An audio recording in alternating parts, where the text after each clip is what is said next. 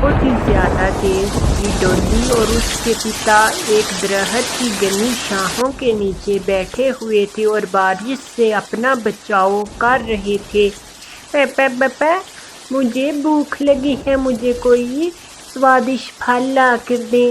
ارے میرا بیٹا ڈولی، میں آپ کو ابھی پھل لا کر دیتا ہوں، آپ نے کیا کھانا ہے؟ ارے پاپا آپ جو مرضی لے آئیں۔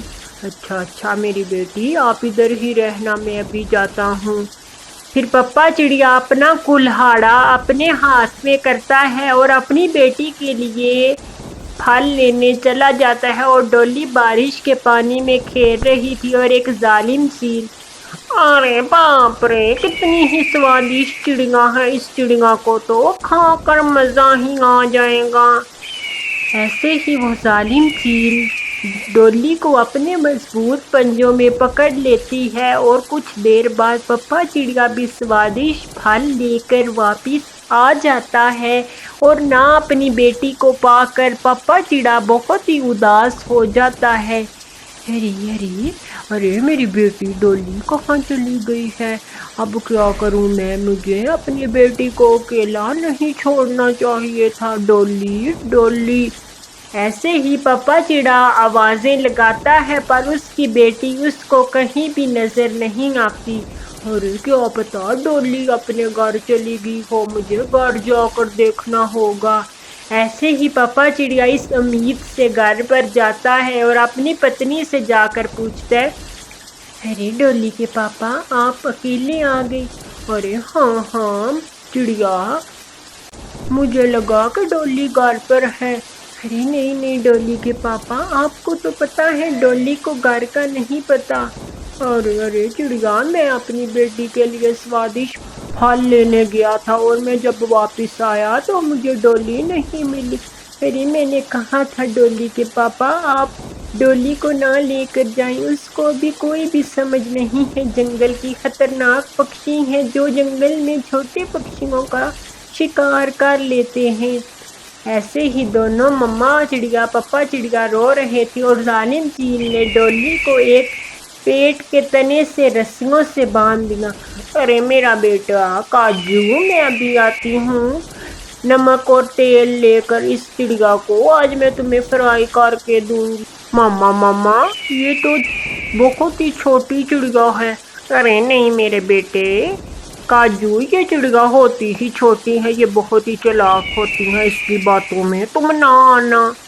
ایسے ہی چیل کہہ کر تیل لینے کے لیے چلی جاتی ہے، اور ڈولی رو رہی تھی، ماما مجھے آپ کی بہت ہی یاد آ رہی ہے، ماما آپ میری مدد کرو ماما۔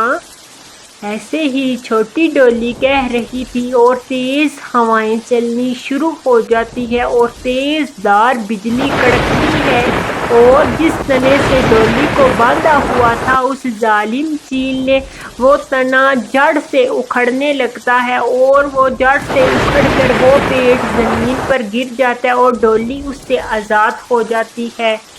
ماما میری مدد کرو، ماما میری مدد کرو، میں اس پیڑ کے نیچے پھنس گیا ہوں۔ ایسے ہی کاجو چیل تنے کے نیچے آ جاتا ہے، ڈولی کو نہ سمجھ تھی کہ یہ کاجو چیلو کی مدد کرے یا یہاں سے بھاگ جائے۔ ارے مجھے اس کی مدد کرنی پڑے گی، یہ مشکل میں ہے۔ پھر ڈولی اس کاجو چھوٹے چیل کی مدد کرتی ہے، اور کافی مشقت اور محنت سے کاجو چیل کو تنے کے نیچے سے نکالتی ہے۔ اس کا ایک پنکھ گھائل ہو چکا تھا۔ کاجو چیل کی ماما بھی چیل ظالم آ جاتی ہے۔ ارے چھوٹی چڑیا، یہ تم نے میرے بیٹے کو چونچوں سے مارا، مجھے سب پتا ہے، میں تمہیں چھوڑوں گی نہیں۔ چھوٹی چڑیا، تمہاری ہمت کیسے ہوئی میرے بیٹے کو مارنے کی؟ ارے نہیں ماما، میری اس چڑیا نے مدد کی ہے، اس چڑیا نے مجھے پیڑ کے تنے سے نکالا، نہیں تو میں مر جاتا اس پیڑ کے تنے کے نیچے۔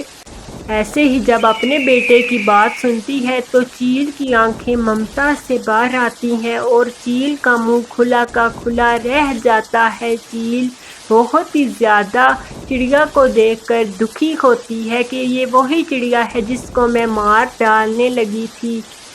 ارے ارے ارے میری بیٹی چڑیا، آپ کا دھنیہ واد، اگر آپ نہ ہوتی تو میرا آج بیٹا کاجو زندہ نہ ہوتا۔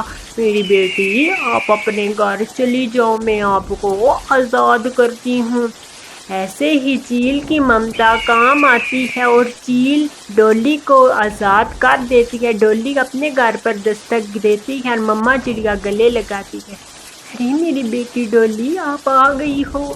ایسے ہی پپا چڑیا اور مما چڑیا اپنی بیٹی کو دیکھ کر خوش ہوتے ہیں اور ڈولی ساری بات اپنی ماں کو بتاتی ہے۔ پیارے دوستوں، اس کہانی سے یہ سیکھ ملتی ہے کہ اگر ہم کسی کی مدد کریں گے تو اوپر والا ہماری مدد ضرور کرے گا۔ اگر آپ کو ہماری آج کی سٹوری پسند آئی ہو تو ہمارے چینل کو سبسکرائب کرنا نہ بھولنا۔